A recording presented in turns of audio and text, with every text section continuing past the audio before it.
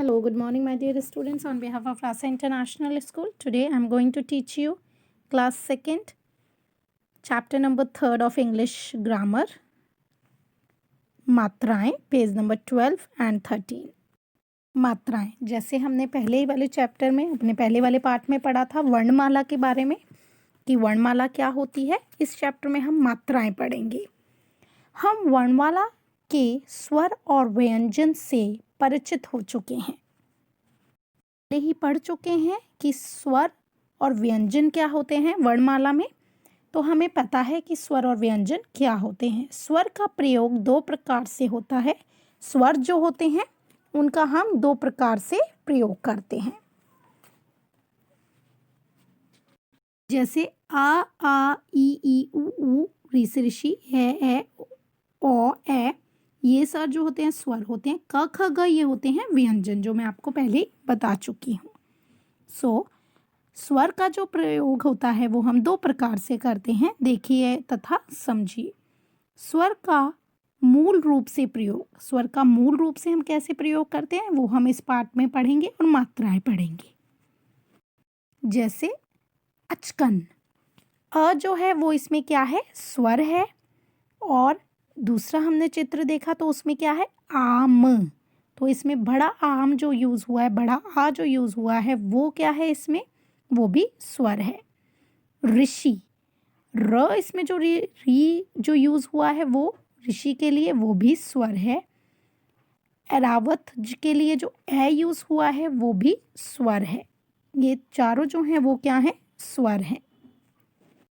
आप ये देख सकते हैं कि ये स्वर होते हैं ऊपर वाले, और ये सारे क्या हैं, ये स्वर हैं और ये सारे व्यंजन हैं, और ये संयुक्त व्यंजन हैं।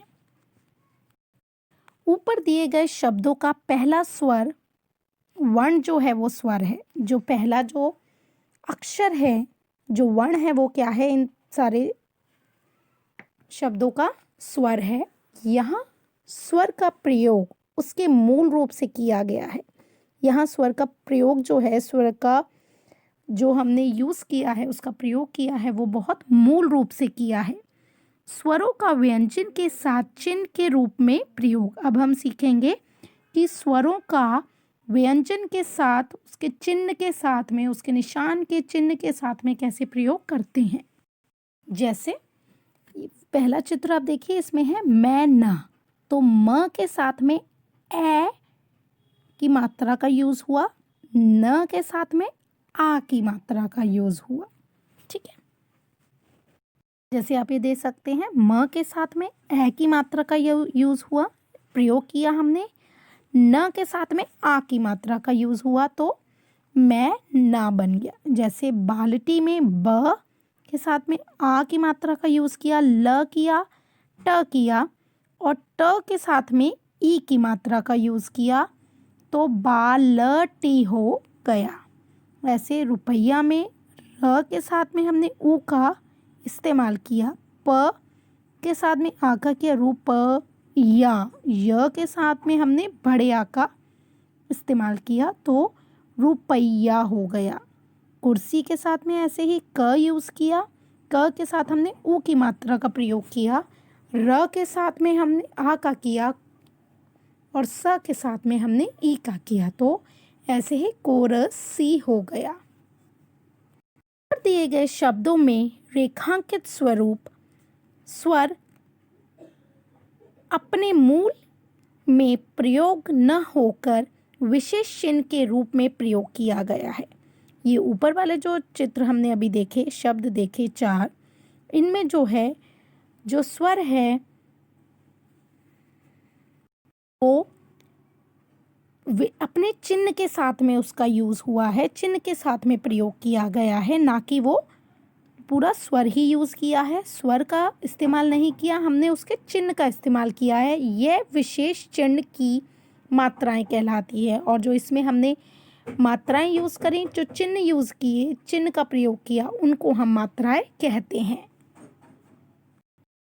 अब स्वर को व्यंजन के साथ मिलाकर लिखा जाता है। जब स्वर और व्यंजन दोनों को मिलाकर लिखा जाता है तो स्वर अपना रूप बदल लेते हैं। तो जब हम दोनों को मिलाकर लिखते हैं, स्वर और व्यंजन दोनों को, तो जो स्वर होता है वो अपना रूप जो होता है वो बदल लेता है। स्वरों के अपने विशेष चिन्ह होते हैं, स्वरों के अपने अपने चिन्ह होते हैं। यही चिन्ह मात्राएं कहलाते हैं और इन्हीं चिन्हों को हम मात्राएं कहते हैं। जैसे हमने अभी यहाँ देखा था कि ए की मात्रा का ये है ए का चिन्ह, ऐसी आ का चिन्ह ये रहा, ऊ का चिन्ह ये रहा, ऊ का चिन्ह ये रहा। ऐसे ही सभी स्वर के अपने अपने चिन्ह होते हैं। आओ मात्राओं से बने शब्द को पढ़ें और सीखें। आओ अब हम मात्रा से बने हुए जो शब्द हैं उनको पढ़ते हैं और सीखते हैं। अ जो है, अ स्वर का कोई मात्रा नहीं होती। सबसे पहला जो अ स्वर होता है उसकी कोई भी मात्रा नहीं होती, किंतु सभी व्यंजन अ स्वर की सहायता से ही बोले जाते हैं। पर जो बाकी सारे व्यंजन जो हैं, सब व्यंजन जो होते हैं उनको हम अ की सहायता से ही बोलते हैं, पर आ की स्वर का कोई भी चिन्ह नहीं होता। जैसे स्वर, मात्रा और मात्रा सहित व्यंजन से बना शब्द। अब हम ये सीखेंगे। जैसे अ की मात्रा कोई भी नहीं होती। अ का जैसे अभी मैंने आपको बताया कि उसका कोई भी चिन्ह नहीं होता, तो म के साथ में हमने अ लगाएंगे। म हो गया। क्या होगा? म होगा, क्योंकि अ का कोई भी चिन्ह नहीं होता, मात्रा नहीं होती। म ही होगा, तो क्या हो जाएगा? मटर। ठीक है। आ जो है स्वर है, इसका चिन्ह क्या होगा? डंडा, मात्रा जो होती है इसकी। तो आ, तो म के साथ में आ लगाया तो क्या हो गया? माँ। वो म रहा, ये माँ हो गया, तो माँ ला। ठीक है।